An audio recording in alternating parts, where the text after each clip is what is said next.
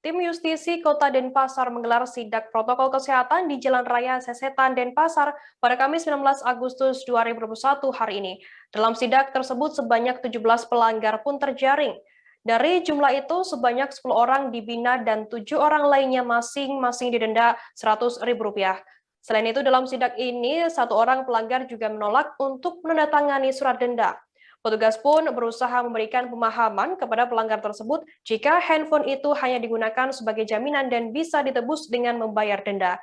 Karena terus melawan, Kasat Pol PP Kota Denpasar Idewa Gede Anom Sayoga pun mengancam pelanggar tersebut untuk dibawa ke ruang pembinaan Satpol PP.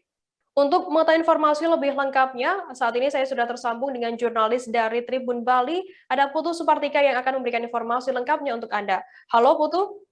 Putu bisa dijelaskan bagaimana pelaksanaan sidak masker di Kota Denpasar tadi pagi? Baik, terima kasih Firda dan saudara. Dapat saya jelaskan bahwa untuk di Kota Denpasar sendiri, sidak masker ini telah berlangsung sejak 7 September 2020 lalu. Ini sesuai dengan peraturan gubernur dan peraturan wali kota terkait dengan pencegahan penularan COVID-19. Untuk pelaksanaan sidak tadi pagi di Kelurahan Sesetan Denpasar Selatan, dapat saya laporkan bahwa dalam kegiatan tersebut terjaring sebanyak 17 orang pelanggar, di mana sebanyak 7 orang didenda dan 10 orang lainnya dibina, di mana ada yang diminta untuk push up, ada yang diminta untuk menyanyikan lagu Indonesia Raya, dan ada juga menghafal Pancasila.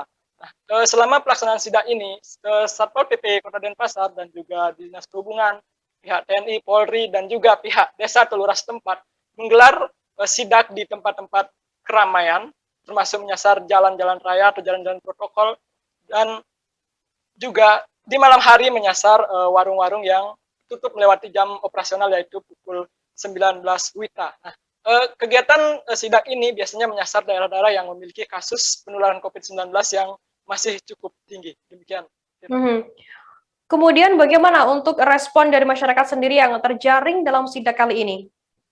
Oke, untuk respon masyarakat sendiri, ada beberapa respon, ada yang menerima dengan lapang dada dan mengakui kesalahannya, tapi tak jarang juga yang malah tidak menerima. Seperti yang terjadi tadi pagi di Kelurahan Sesetan, ada salah satu pelanggar yang tidak mau menandatangani surat denda karena dia beralasan bahwa Satpol PP telah menahan handphone miliknya. Jadi dia tidak mau menandatangani surat denda sebelum handphone tersebut dikembalikan, padahal handphone tersebut adalah sebagai barang bukti atau ditahan sementara, dan jika handphone tersebut ditebus dengan denda yang sudah ditentukan yaitu Rp100.000, maka handphone tersebut akan dikembalikan. Karena yang bersangkutan terus melawan dan tidak mau menandatangani, maka Satpol PP dari Kota Denpasar, yang dalam hal ini adalah Kasatpol PP Idewa Gede Anom Sayoga, akan memberikan teguran, dan dia mengancam akan mengajak yang bersangkutan ke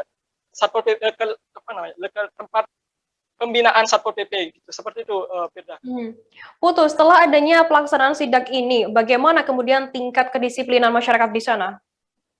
Untuk tingkat kedisiplinan sampai saat ini, menurut wawancara saya dengan Kasatpol PP Kota Denpasar, di mana sebanyak 85% masyarakat Kota Denpasar sudah taat menggunakan masker, termasuk taat protokol kesehatan. Sementara 15%-nya masih setengah-setengah, di mana ada yang tidak menggunakan masker saat keluar rumah, ada juga yang menggunakan masker tapi di dagu, atau bahkan ada yang menaruh maskernya di kantong dan baru memakainya setelah ada petugas. Nah, beberapa alasan yang mereka ungkapkan kenapa tidak menggunakan masker. Yang pertama, ada yang mengatakan bahwa sesak, yang kedua ada yang mengatakan bahwa mereka sudah menjalani vaksin, ada yang mengatakan bahwa mereka sudah swab dan lain sebagainya, dan ada juga yang mengatakan bahwa dia cepat-cepatan sehingga lupa menggunakan masker.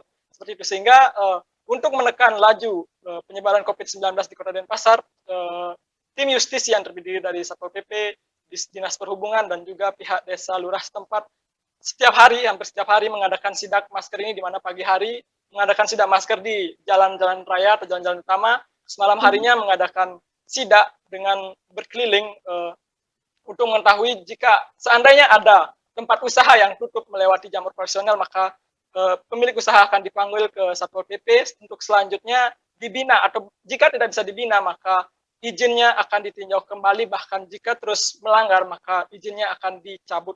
Demikian.